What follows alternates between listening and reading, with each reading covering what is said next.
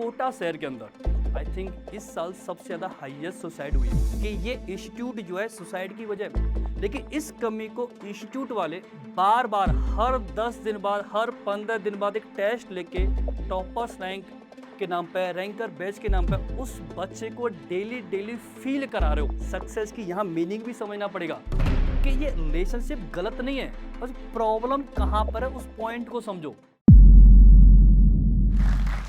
हर NEET aspirant की अपनी एक स्टोरी होती है। मे भी हो सकता है वो स्टोरी सक्सेस की हो, मे भी हो सकता है स्टोरी वो स्ट्रगल की हो। आज सारी उन स्टोरीज से अपने टीचिंग एक्सपीरियंस के बेस पे मैं आपको बताऊंगा कि किस तरीके से हम नीट को क्वालिफाई कर सकते हैं। नीट को क्वालिफाई करते समय आपके सामने कौन कौन सी प्रॉब्लम्स आती हैं, और जिन लोगों का नीट क्वालिफाई नहीं हो पाता या आपका कोई भी एग्ज़ाम क्वालिफाई नहीं होता तो उसकी वजह से कई बार बच्चे सुसाइड कर लेते हैं। तो सुसाइड की वजह कोई इंस्टीट्यूट होता है या कोई शहर होता है, इन सब पॉइंट्स के बारे में मैं आपके साथ डिस्कस करूंगा। मेरा नाम संतोष शर्मा, फिजिक्स एजुकेटर, जो आपको बताने की कोशिश करूंगा किस तरीके से मैंने अपनी जर्नी, अपने एक्सपीरियंस से ये जाना है कि बच्चा कहाँ पर नीट में लैग करता है। तो इस स्टोरीज को मैं आपको 3 पार्ट में डिस्कस करूंगा। एक अपनी खुद की स्टोरी, जहां मैं आपको बताऊंगा कि किस तरीके से मैं एक टीचर बना। फिर मैं आपको बताऊंगा कि किस तरीके से मैंने ऐसे बच्चों के साथ काम किया है जिनको डॉक्टर की स्पेलिंग भी नहीं आती थी, और इवन दोस्त वो आज एमबीबीएस करके बहुत अच्छे डॉक्टर हैं।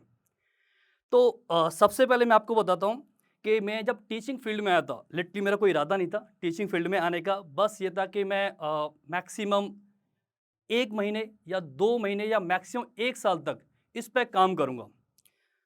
तो जब मैं पहली बार क्लास लेने गया तो मेरा हमेशा से एक फेवरेट डायलॉग रहता है कि देखो यार, फिजिक्स केमिस्ट्री है ना, ये एक मोह माया है। लिटरली सबसे ज़्यादा इंपॉर्टेंट जो चीज़ है ना वो ये है कि आपको खुश रहना आना चाहिए। अगर आप खुश रहोगे तो आपको सब्जेक्ट अपने आप आ जाएगा। तो ये मैं हमेशा बोलता रहता था। तो आई थिंक मेरा 4th या 5th डे होता, तो जिस दिन मैं पढ़ा रहा था रेगुलर जैसे मैं पढ़ाता हूँ, तो मैंने एक बच्ची को नोटिस किया। तो बच्ची थोड़ा-सा नर्वस थी, मतलब हमेशा खुश रहती थी लेकिन उस दिन वो नर्वस थी। तो मैं पढ़ाते टाइम उस पर बार-बार ध्यान जा रहा था कि ये नर्वस क्यों है? इवन मैंने उससे क्लास में पूछा भी कि बेटा क्या हुआ? लेकिन उसने कुछ नहीं बताया। और जैसे ही मेरी क्लास कंप्लीट होती है, तो क्लास कंप्लीट होने के बाद मैं अपने केबिन में गया और उस बच्ची को बुलाया। मैंने उससे पूछा, बेटा क्या हुआ? क्या आज प्रॉब्लम क्या है? मतलब खुश क्यों नहीं हो? तो आप बिलीव नहीं करोगे, जो उस बच्ची ने स्टोरी बनाई थी ना, जो स्टोरी मुझे सुनाई, मतलब एक ऐसा होता ना कि मतलब मुझे समझ में नहीं आ रहा था कि मैं टीचर हूँ या एक बड़ा भाई हूँ, मुझे क्या करना चाहिए, या एक डॉक्टर का रोल निभाना चाहिए, मुझे करना क्या चाहिए, मुझे कुछ भी समझ में नहीं आ रहा था। जैसे मैंने उससे पूछा तो उसने बताया कि सर एक्चुअली मेरी शादी हो चुकी है। ये बात राजस्थान की है और आप लोगों को पता ही होगा कि राजस्थान में ऑलमोस्ट क्या होता है, काफ़ी कम एज में कई बार शादी हो जाती है। इवन उस बच्ची का एक बच्चा भी था उसके पास में। तो आपने एक देखा होगा यूपी में जो एसडीएम थी ज्योति मौर्य, और उनके हस्बैंड के बीच में कुछ कंट्रोवर्शियल चला था, जिसके बाद सोसाइटी में एक मैसेज गया कि हम लोग जो है अपनी बहुओं को, ठीक है, या हस्बैंड जो है अपनी वाइफ की हेल्प नहीं करेगा। इसके उलट, इसके जस्ट अपोजिट जो मैंने एक्सपीरियंस किया कि उस लड़की का जो हस्बैंड था उसने कहीं से पैसे अरेंज करके उसको नीट की तैयारी के लिए एक राजस्थान में शहर है सीकर, वहाँ पे भेजा, ठीक है। और उसका बहुत अच्छा भी रेस्पॉन्स भी चल रहा है। रेस्पॉन्स इन द सेंस उन दोनों के बीच का जो तालमेल है काफ़ी अच्छा है, और आई विश कि हमेशा ही अच्छा रहे। तो बेसिकली जब उस बच्ची ने बताया कि सर मेरी शादी हो चुकी है और मेरे पास एक बच्चा भी है। सबसे बड़ी प्रॉब्लम ये थी, जब उसने मुझे बताया तो मैंने पूछा प्रॉब्लम कहाँ पर है? ये तो कोई दिक्कत नहीं, इसमें क्या इशू है? वो आपकी अपनी लाइफ है, ये आपकी अपनी लाइफ है। कि सब प्रॉब्लम ये है कि मैं जिस शहर से आती हूँ तो वहाँ से सीकर आने में उसको 1.5 घंटा लगता था। यानी 1.5 घंटा उसे आने में और 1.5 घंटा उसे जाने में। मैं थोड़ा शॉक्ड हो गया, मैंने ये गड़बड़ है, ये गड़बड़ है। क्योंकि आप अपनी लाइफ का 3 घंटे अगर जर्नी में बिता दोगे तो तैयारी कब करोगे, पढ़ाई कब करोगे? फिर भी उस बच्ची का रेस्पॉन्स देखना कि सर मैं ना एक्चुअल में ट्रैवल करते समय बायो को कंप्लीट कर लेती हूँ और घर पे जाके फिजिक्स और केमिस्ट्री पे फोकस करती हूँ। मतलब उसके अंदर वो जज्बा था कि नहीं सर मैं अपना बेस्ट दूंगी, मेरे हस्बैंड की जो मुझे लेके उम्मीद है ना, मैं उसको पूरा करने की पूरी पूरी कोशिश करूंगी। तो यहाँ तक फिर भी मैं ठीक था, चलो कोई नहीं, आप बहुत अच्छे से प्लानिंग करो, बहुत अच्छी बात है। लेकिन जो उसने अगली बात बोली ना सर, आप बिलीव नहीं करोगे, मुझे सबसे ज़्यादा हर्ट हुआ कि मतलब मैं क्या करूँ उसके लिए।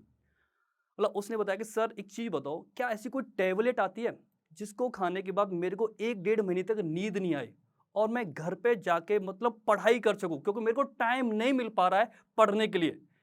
आप बिलीव नहीं करो, मैं समझ में नहीं आ रहा था मैं क्या रिप्लाई दूँ। एक डॉक्टर की तरह कोई टैबलेट का नाम बताऊँ उसको, या फिर एक टीचर की तरह उसको बोलूँ कि ये गलत कर रहे हो। अब मैं यहाँ पे थोड़ा-सा मतलब परेशान हो गया। परेशान होने की वजह थी क्योंकि इस केस में मुझे समझ में नहीं आ रहा था कि ये कहानी सुनने के बाद मैं उसके फैमिली वालों को बताऊं कि ये बच्ची प्रॉब्लम में है, कहीं कोई गलत स्टेप ना ले ले, या फिर इंस्टीट्यूट वालों को बताऊं कि भाई इस बच्ची पर थोड़ा सा फोकस करो, इसकी काउंसलिंग करो। बट प्रॉब्लम ये थी कि उस बच्ची ने मुझ पर भरोसा करके ये स्टोरी बताई थी। अगर मैं किसी के साथ शेयर करता तो कहीं ना कहीं उस बच्ची का भरोसा टूटता। तो मतलब मैं शॉक्ड हो गया, ऐसी टैबलेट आप समझ रहे हो ना। तो देन उसके बाद मैंने उसे समझाया, प्रॉपर तरीके से काउंसलिंग की कि कोई दिक्कत नहीं, हम लोग मिलके प्लानिंग करते हैं और अच्छे से नीट क्वालिफाई करेंगे। और सबसे बड़ी बात खुशी की बात ये थी कि उस बच्ची ने बहुत मेहनत की, उसके बाद नीट क्वालिफाई किया। अभी वो बैंगलोर के मेडिकल कॉलेज से एमबीबीएस कर रही है। तो उस दिन मुझे लगा कि यार ये टीचिंग ना मतलब बच्चों का खेल नहीं है। मतलब ये 9 से 5 की जॉब नहीं है। यहाँ आपको एक भाई की तरह, एक पेरेंट्स की तरह, कभी-कभी एक फादर की तरह रोल निभाने हैं। तो उस दिन मुझे लगा कि यार मैंने कुछ किया है। तो इस जर्नी के साथ मेरी स्टार्ट हुई टीचिंग जर्नी, जो मैंने आपको बताया कि बेसिकली मैं टीचिंग फील्ड में क्यों आया, टीचर क्यों बना। एक छोटी सी स्टोरी थी। अब टीचिंग फील्ड में तो आ गया। अब टीचिंग फील्ड में क्या होता है कि हर दिन कोई ना कोई स्टोरीज होती हैं ऐसे बच्चों के साथ। जो बच्चे सेलेक्ट होते हैं उनकी बहुत प्यारी प्यारी हैप्पीनेस वाली स्टोरीज होती हैं। लेकिन कुछ बच्चे ऐसे भी होते हैं जो सेलेक्ट नहीं हो पाते, उनकी काफ़ी बैड स्टोरीज भी होती हैं। तो मैं आज आपके साथ दोनों स्टोरी डिस्कस करूंगा। तो बैड स्टोरीज में आपने देखा होगा आजकल की, रिसेंटली अगर मैं बात करता हूँ तो कोटा शहर के अंदर आई थिंक इस साल सबसे ज़्यादा हाईएस्ट सुसाइड हुई है। तो हमें समझना पड़ेगा एक्चुअली सुसाइड की वजह क्या है। क्या हम एक पर्टिकुलर शहर को बोल सकते हैं कि ये शहर जो है सोसाइटी की वजह है, या सुसाइड की जो वजह है ये पर्टिकुलर एक शहर है, या फिर हम पर्टिकुलर किसी इंस्टीट्यूट को ब्लेम कर सकते हैं कि ये इंस्टीट्यूट जो है सुसाइड की वजह है, या फिर कोई टीचर, या फिर पेरेंट्स। हमें एक बार समझना पड़ेगा कि एक्चुअल में इन सुसाइड की वजह कौन है। केवल हॉस्टल्स में आजकल मैं देख रहा हूँ, हॉस्टल्स में न्यूज़ में भी आता है कि हॉस्टल से जो फैन होते हैं सीलिंग वाले वो हटा दो, या फिर जो जाली होती है वहां पे आप कवर अप कर रहे हो। क्या ये सुसाइड्स का सॉल्यूशन है? आई थिंक नहीं। तो एज अ टीचर जो मैंने एक्सपीरियंस किया है वो ये है कि बच्चा ये चाहता है कि यार मुझे फिजिक्स एक्सपर्ट की रिक्वायरमेंट नहीं है। मुझे एक ऐसा टीचर नहीं चाहिए जो मेरे को फिजिक्स का ज्ञान दे, यार वो कहीं ना कहीं से ज्ञान उसको ऑलरेडी मिल रहा है। बच्चा जो एक्सपेक्ट करता है वो ये एक्सपेक्ट करता है कि एज अ टीचर मुझे कोई एक भाई की तरह मिले और हाथ पकड़ के बोले टेंशन मत ले, नंबर्स अप एंड डाउन्स होते रहते हैं, मैं तेरा लास्ट तक साथ दूंगा। ये जो इमोशनल अटैचमेंट होता है ना, लिटरली मैं अपना पर्सनल एक्सपीरियंस बता रहा हूं। बच्चा जब आपकी एज अ टीचर जब आपकी रेस्पेक्ट करना स्टार्ट कर देता है ना, यार 100% श्योर है कि उस बच्चे को आपकी सब्जेक्ट से भी प्यार हो जाता है। तो कहीं ना कहीं एज अ टीचर हमें समझना पड़ेगा कि हमारा काम सिर्फ और सिर्फ जो है सब्जेक्ट को एक्सप्लेन कर देना, न्यूमेरिकल करा देना ही नहीं है। हमें उस बच्चे का साथ तब तक देना पड़ेगा जब तक अल्टीमेट वो सक्सेस नहीं हो पाता। सक्सेस की यहाँ मीनिंग भी समझना पड़ेगा कि सक्सेस का मीनिंग सिर्फ ये नहीं है कि उसका नीट क्वालिफाई हो जाए। सक्सेस का मीनिंग है वो उस कैपेबल बन जाए ताकि उसे समझ में आए कि उसकी लाइफ में क्या सही है और क्या गलत है। वो कोई गलत स्टेप लेने से पहले 2 बार सोचे। वो आपके बारे में सोचे कि सर ने, बड़े भाई ने मुझे ये सिखाया है कि नहीं, गलत स्टेप नहीं लेना है।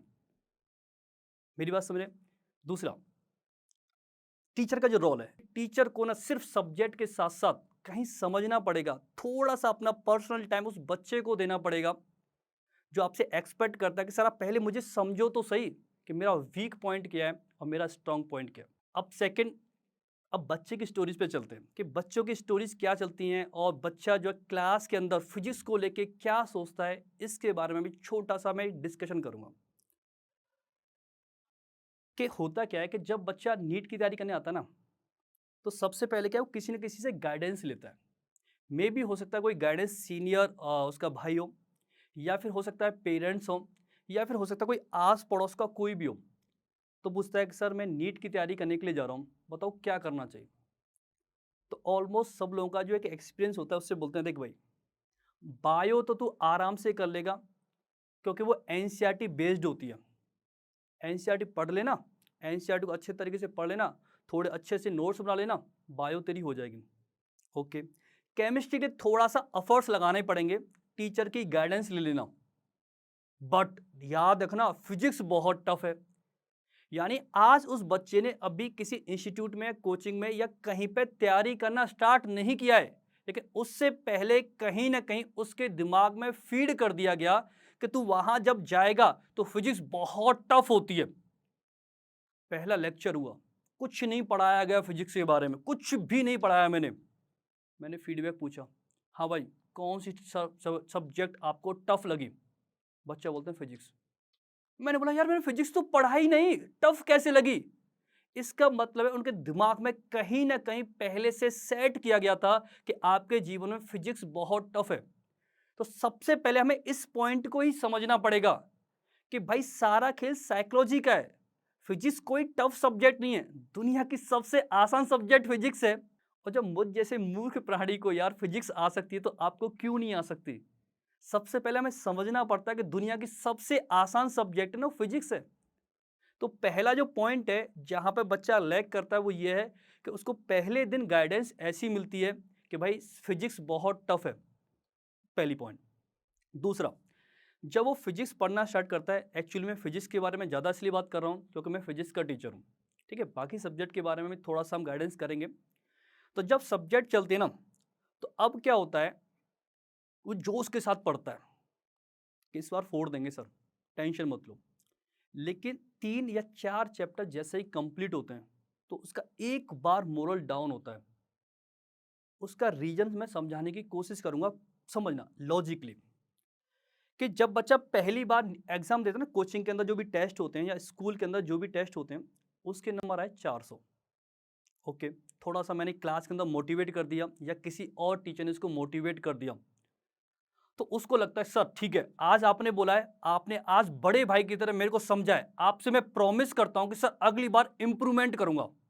और मैं भी उसे इंप्रूवमेंट के लिए ही बोला था, लेकिन इंप्रूवमेंट में उसने क्या सोचा, 400 मेहनत करूंगा, बिल्कुल सोऊंगा भी नहीं, 600 नंबर लेके आऊंगा। उसने लिटरली मेहनत की, लेकिन उसके नंबर आए 580। तो जहां जिस बच्चे को 400 से 580 पे पहुंचा है एक वीक के अंदर, उसे खुश होना चाहिए कि उसका इंप्रूवमेंट हुआ है। प्रॉब्लम यह है कि उसने एक्सपेक्टेशन 600 की कर ली थी, तो उसे दुख हो रहा है कि यार इतनी मेहनत करने के बाद भी मैं 600 तक नहीं पहुंच पाया। तो ये हमें समझना पड़ेगा कि अगर हमारे नंबर 400 आ रहे हैं तो पहले प्लान करो 450 का, ना कि 600 का। आपने 450 का प्लान किया और आपके नंबर आए 480, आपको अपने आप पे, अपनी प्लानिंग पे भरोसा हो जाएगा कि आज मैं जो भी प्लान करता हूं एकदम मस्त करता हूं। मैंने प्लान किया था 450 का, नंबर आए 480। क्लियर? तो उसे पॉजिटिव फील होगा। जब आपको अपने प्लान्स पे यकीन हो जाता है तो आपको अगली बार प्लान करना है, चलो 530 लेके आएंगे। तो धीरे धीरे अगर हम इंप्रूवमेंट की बात करेंगे तो इंप्रूवमेंट 100% होता है। दूसरा पॉइंट क्लियर। अब हम तीसरे पॉइंट की ओर चलते हैं। जब हम तैयारी कर रहे होते हैं, जब तैयारी कर रहे होते हैं तो ये तो श्योर है ना कि ये तैयारी एक दिन की तो है नहीं, पूरे एक साल की है। अब पूरे एक साल भर आपका जो जोश है वो अल्टीमेट उतना ही बरकरार रहेगा, ऐसा पॉसिबल नहीं है। तो इस केस में अब जब आपके नंबर कम आते हैं, नंबर कम आ गए तो कई बार बच्चा सोचते हैं सर नंबर कम आ रहे हैं, बताओ क्या करें। सबसे इंपॉर्टेंट चीज़ है, आप पहली बात तो टीचर के पास जाओ, टीचर को जाके बोलो कि भाई मेरे नंबर्स कम आ रहे हैं, अब बताओ क्या करना है। ठीक है ना? तो टीचर आपको गाइड करेगा। होता क्या है कि बच्चा टीचर के पास जाने की बजाय, ठीक है, चुप रहता है। और जो इंस्टीट्यूट वाले होते हैं वो उस बच्चे के रिजल्ट को डिस्प्ले करके बड़ा बड़ा शो कर देते हैं। रैंकर बैच, टॉपर बैच, इस तरीके से डिफरेंट डिफरेंट बैच बना देते हैं, तो उस बच्चे को लगता है कि कहीं ना कहीं मेरे अंदर कमी है। तो अब ये कमी एक दिन फील कराई जाए तो हो सकता है उसको बुरा फील ना हो, लेकिन इस कमी को इंस्टीट्यूट वाले बार बार हर 10 दिन बाद, हर 15 दिन बाद एक टेस्ट लेके टॉपर्स रैंक के नाम पे, रैंकर बैच के नाम पे उस बच्चे को डेली डेली फील करा रहे हो। तो ये जो डिप्रेशन लॉन्ग टाइम का चलता है ना, इसी वजह से शायद हो सकता है बच्चे एक गलत स्टेप ले लेते हैं। तो हमें ये चीज़ सोचने वाली बात है कि इस पॉलिसी को, इस एजुकेशन सिस्टम को किस तरीके से मॉडिफाई कर सकते हैं ताकि उस बच्चे को जो इम्प्रूवमेंट करने की सोच रहा है, जिसके पिछली बार 400 नंबर आए थे, नेक्स्ट पेपर में 450 आए हैं, उसको पॉजिटिव फील हो, ना कि उसको नेगेटिव फील। तो जो मैंने personally as a teacher feel किया, मुझे ऐसा लगता है कि उस बच्चे को कहीं प्यार नहीं मिला। तो जैसे वो कोचिंग में आता है, सबसे पहले ढूँढने की कोशिश करता है कि वो एक प्यार उसे, या वो एक अटेंशन मिल जाए, जो कहीं न कहीं उसका मिस हो रखा था। मैं ये सारे चीज़ों को कॉमनली नहीं बोला, मेबी हो सकता है कुछ पेरेंट्स अपने बच्चे को बहुत ज़्यादा प्यार देते हैं, तो उस केस में भी वो बच्चा जो होता है, वो उस प्यार को मिस कर रहा होता है। तो जैसे वो कोचिंग में आता है, तो वो एक एक्सपेक्ट करता है कि यार मुझे वो कहीं से वो एक अटेंशन या वो प्यार मिल जाए। तो इसके लिए कई बार ऐसा होता है कि बच्चा रिलेशनशिप में हो जाते हैं। तो जैसे ही कोचिंग्स में या इंस्टीट्यूट में या टीचर्स को पता चलता है, तो वो बड़े नेगेटिव वे में इसको ट्रीट करते हैं कि आप रिलेशनशिप में कैसे आ गए, ये क्यों, वो क्यों। भाई, इमोशंस है ना, हो सकता है उस बच्चे के इमोशंस आ गए हों, इसमें कुछ गलत थोड़ी है। बस यहाँ हमें क्या समझना है as a teacher, as a student, as a parents, उस पॉइंट को मैं थोड़ा सा डिस्कस करना चाहूँगा। अगर ऐसा कुछ है कि कोई बच्चा रिलेशनशिप में या कुछ में, तो उससे आराम से बात करो, उसको समझाओ कि ये रिलेशनशिप गलत नहीं है, बस प्रॉब्लम कहाँ पर है उस पॉइंट को समझो। प्रॉब्लम ये है कि मान लो अभी आप जिस रिलेशनशिप में हो, 100% श्योर है वो एक नहीं तो 2 साल, 2 साल नहीं तो 3 साल, 3 साल बाद नहीं तो 4 साल मैक्सिमम खत्म हो जाएगी। अब हुआ क्या कि वो रिलेशनशिप भी खत्म हो गई, और आपने रिलेशनशिप के चक्कर में जो पढ़ाई पे फोकस नहीं किया, उस वजह से आपका कैरियर भी खत्म हो गया। तो भाई ये दोनों लॉस तो तुम्हारे ही हुए ना। तो इसलिए कहीं ना कहीं हमें समझना चाहिए कि पहले फोकस कैरियर पे करो, ताकि एटलीस्ट अगर आपको जिसके साथ आपके इमोशनल अटैचमेंट है, तो वो अगर ब्रेक का कहीं होता है, तो कम से कम आपको कैरियर तो मिल जाए। क्लियर? मेरा ये बच्चों को सजेशन। अब एज अ टीचर, कई बार टीचर्स को मैं देखता हूँ, किसी बच्चे की रिलेशनशिप की कहानी सुनने के बाद उसको इतना डांटते हैं, उसके पेरेंट्स को फ़ोन कर देते हैं। अब उससे होता क्या है कि वो बच्चा ना, अब क्या है, आगे से नेक्स्ट टाइम से क्या करे, जो भी उससे गलती होगी उसे छुपाने की कोशिश करेगा, वो बताएगा नहीं किसी को। तो इस टाइप की कंडीशंस में ही कई बार ऐसा होता है कि बच्चा गलत स्टेप लेता है। तो मैं प्लीज़ सारे टीचर्स से, इंस्टीट्यूट से रिक्वेस्ट करूंगा कि आप पहले इस चीज़ को समझो कि प्रॉब्लम क्या है, फिर उस बच्चे की प्रॉपर तरीके से काउंसिल करो। जरूरी नहीं है कि हर बात को आप पूरे गांव में जाके ढिढोरा पीटो कि भाई इसने ये गलती की है। क्लियर? तो मैं थोड़ा सा चीज़ों को कंक्लूड करता हूं कि एज अ नीट एस्पिरेंट आपको किस किस चीज़ पे फोकस करना है। पहली बात तो थोड़ा सा आपको बेटर प्लानिंग, अगर आपको कभी भी लगे कि कुछ गड़बड़ हो रही है, 100% श्योर है कि वो प्लानिंग गड़बड़ हो रही है। क्लियर? दूसरी बात, फिजिक्स दुनिया की सबसे आसान सब्जेक्ट है, इस बात को कम से कम नहीं तो दिन में 3 बार बोलो। तो जब आपको फिजिक्स आसान लगेगी तो बाकी चीजें तो मस्त तरीके से हो जाएंगी।